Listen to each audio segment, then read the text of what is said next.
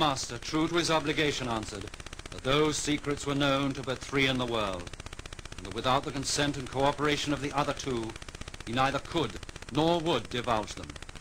This is Freemasonry's 3rd degree ceremony, when the candidate becomes a Master Mason. It reenacts the murder of Hiram Abiff, the mythical architect of Solomon's Temple. 500,000 men in Britain today, including some 22,000 police, have been through this ritual climax. The ruffian aimed a violent blow at the head of our master, but being startled by the firmness of his demeanor, it missed his forehead and only glanced on his right temple, but with such force that it caused him to reel and sink down on his left knee. Recovering from the shock, the mystique and the power of a ritual like this can certainly sway some people who would perhaps rather not think for themselves, or who would do anything rather than give up that feeling of support and backing and strength that they get from the group.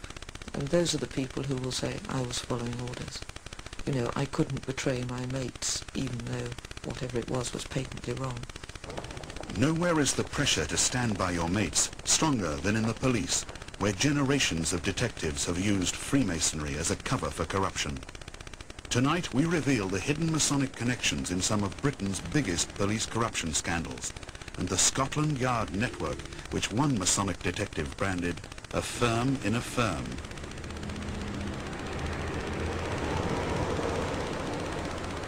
In 1987, Detective Alan Holmes, a Freemason who had joined the craft while serving at Croydon Police Station, faced the ultimate test of his Masonic loyalty.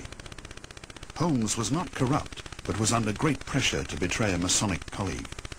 Scotland Yard's Anti-Corruption Squad, CIB2, believed he knew of crooked links between a Masonic detective commander, Mason Kenneth Noy, convicted of receiving part of the £26 million worth of gold stolen in Britain's biggest ever robbery, the 1983 Brinksmat job. Unknown to Holmes, CIB2 arranged for him to be secretly recorded as he gossiped to a fellow detective in his lodge. When Holmes was told he had unknowingly shocked his brother Masons, he became deeply distressed. One morning, in his back garden, he shot and killed himself.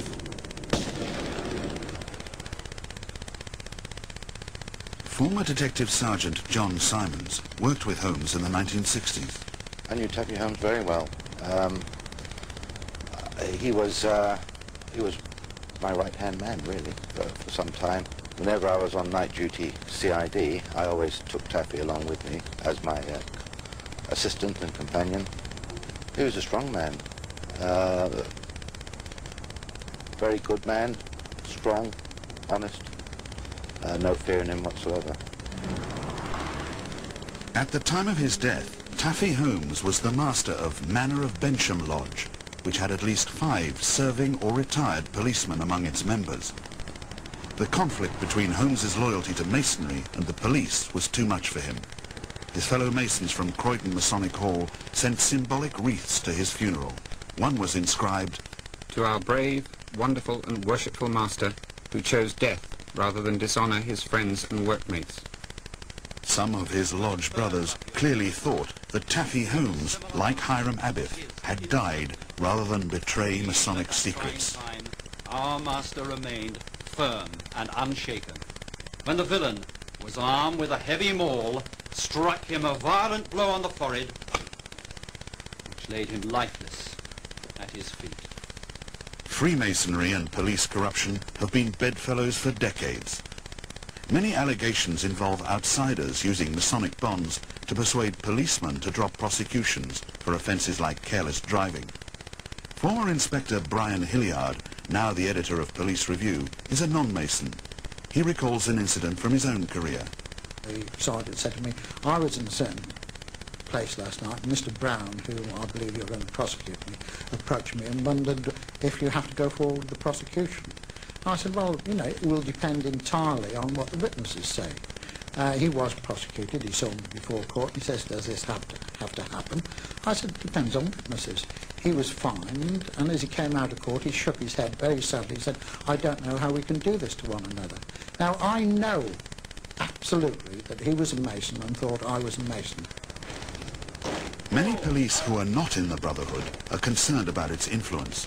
But Masonic policemen see no conflict between the job and the craft. Every police officer, the day he walks into whichever training establishment, takes an oath to Her Sovereign Lady the Queen to serve her in the office of constable without fear or favour.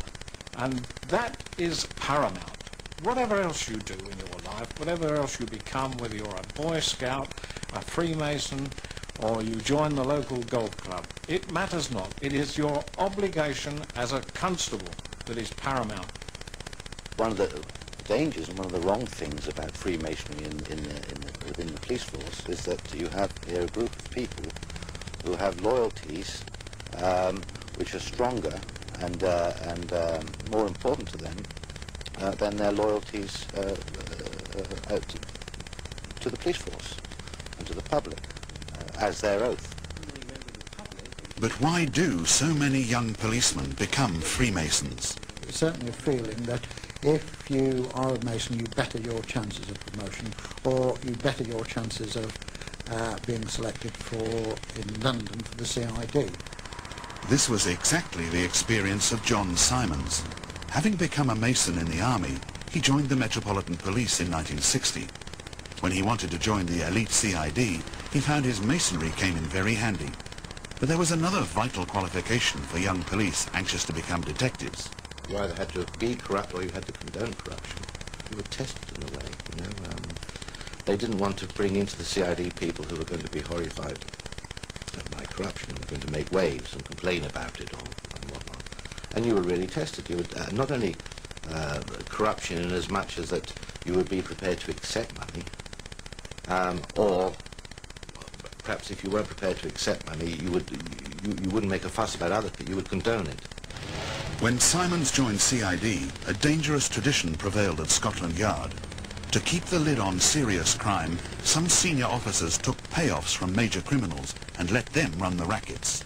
They gave them licenses. They used them as a sort of police force, in a way, to patrol and control the areas that they operated in. Now, that relationship was itself corrupt, but it was also oiled by money, which gave it another degree of corruption. It was a pretty nasty pot. In 1969, the Times newspaper was contacted by a small-time criminal claiming to be fed up with detectives extorting money from him. Reporters tape-recorded his next encounters with detectives, one of whom explained how the criminal could buy immunity to commit crime all over London. And the phrase that he used, that the officer used, was, "I'm a member of a little firm within a firm." The implications of that there was a secret society, a tight-knit group of police officers who dealt amongst themselves and who could guarantee immunity for criminals around the whole of the metropolitan area. That phrase gave a depth and a ring to what was to become a major corruption scandal. The officer who talked of the firm in a firm was Freemason John Simons. When the story was published, he was charged with soliciting a £50 bribe and suspended. While not denying his part in the corruption of the time, he claims the actual charge was absurd. Faced with what he saw as a fit-up, he sent word to the officers probing the allegations that if jailed, he would expose many other corrupt detectives.